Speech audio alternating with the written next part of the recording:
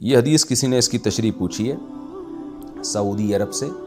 دیکھیں یہ جو عبداللہ بن عباس رضی اللہ تعالیٰ عنہ کی حدیث ہے، صحیح مسلم میں بھی ہے، ترمذی میں اور دیگر حدیث کی کتابوں میں بھی ہے کہ حضرت عبداللہ بن عباس نے ظہر اور عصر کو ملا کے پڑھا اور مغرب اور عشاء کو ملا کے پڑھا، اور جب پوچھا گیا تو آپ نے فرمایا تاکہ امت حرج میں واقع نہ ہو. اور نبی کا بھی یہ عمل بتایا کہ آپ صلی اللہ علیہ وسلم نے اس طرح سے کیا تھا، دوسری حدیث میں آتا ہے. تو نبی سے پوچھا گیا تو آپ نے بھی یہی فرمایا کہ تاکہ امت تنگی میں نہ پڑے. تو خوب سمجھ لیں اس حدیث کا مطلب کیا ہے. اس حدیث کا یہ قطعاً مطلب نہیں ہے کہ ظہر عصر کے اس طرح سے ملا کے پڑھی کہ ظہر کے وقت میں ہی عصر پڑھ لی، یا عصر کے وقت کے اندر جا کے ظہر پڑھی آپ نے، یا مغرب سورج غروب ہوتے ہی مغرب کے ساتھ عشاء پڑھ لی، یا لیٹ نائٹ عشاء کے ساتھ مغرب پڑھ لی. یہ کہیں بھی نہیں ہے. بلکہ اس حدیث کے بارے میں جب عبداللہ بن عباس کے شاگرد سے پوچھا گیا، جن کی کنیت ابو الشعثاء تھی اور نام ان کا جابر ابن زید تھا، تو ان سے جب پوچھا گیا کہ کیسے جمع کیا تو انہوں نے فرمایا کہ ظہر کو مؤخر کیا اور عصر کو مقدم کیا. یعنی ظہر کو بالکل آخر وقت تک لے گئے اور عصر کو بالکل اول وقت میں. تو ظہر پڑھی ہے اور تھوڑی دیر میں عصر کا وقت داخل ہو گیا تو ساتھ ہی عصر پڑھ لی.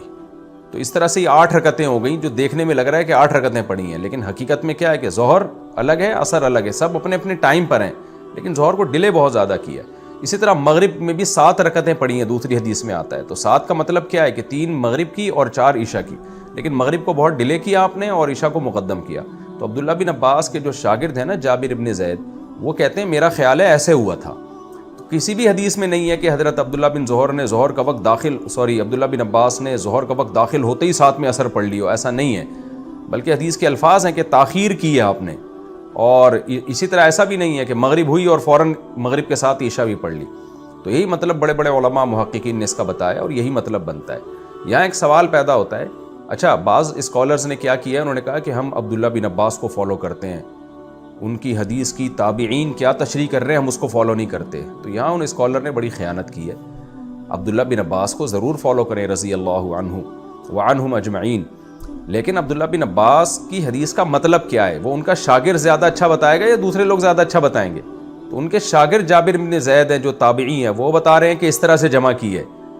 تو ان کی شاگرد کی بات کو لے کر عبداللہ بن عباس کی حدیث کی تشریح کو رد کر دینا، یعنی عبداللہ بن عباس کی حدیث کی 2 تشریح ان کے شاگرد بتا رہے ہیں وہ نہ ماننا، اور خود سے اپنی طرف سے تشریح کر دینا اور پھر کہنا کہ میں عبداللہ بن عباس کو فالو کرتا ہوں، تو یہ جہالت کی بات ہے.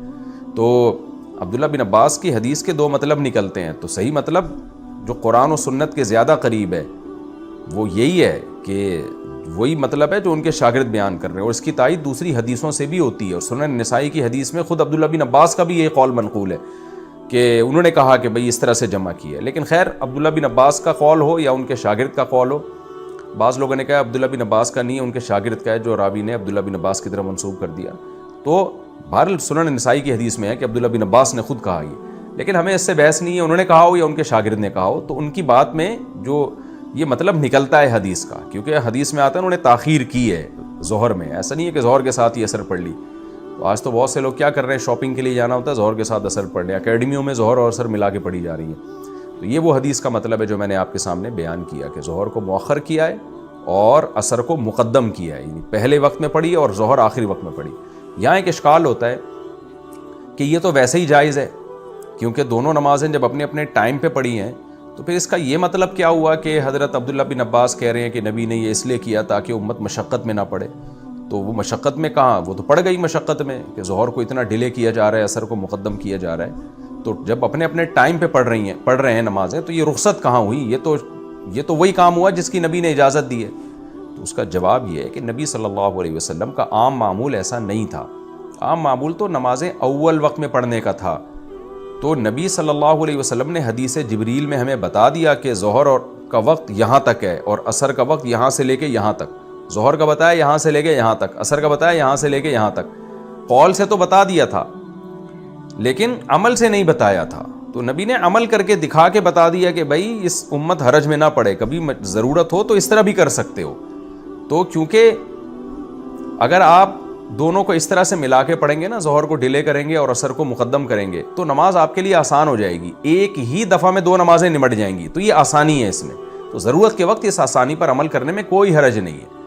تو جیسے ہم سفر میں کر رہے ہوتے ہیں، مرض میں کر رہے ہوتے ہیں، ہم خود مریضوں کو مشورہ دے رہے ہوتے ہیں، خود نبی صلی اللہ علیہ وسلم نے بھی معذور کو اسی طرح سے حکم دیا. اس پر میں انشاءاللہ ایک پورے ریفرنسز کے ساتھ ایک ڈیٹیل میں کلپ ریکارڈ کروانے والا ہوں، تو پوری دلائل آپ کو انشاءاللہ اس میں مل جائیں گے.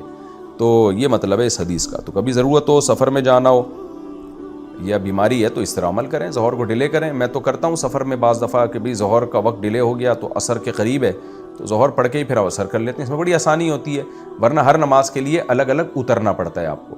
لیکن یہ بھی نارملی اس کا معمول نہ بنایا جائے. معمول تو وہی ہو جو نبی کا عمل تھا، اول وقت میں نماز پڑھنا، معمول اسی کا ہونا چاہیے.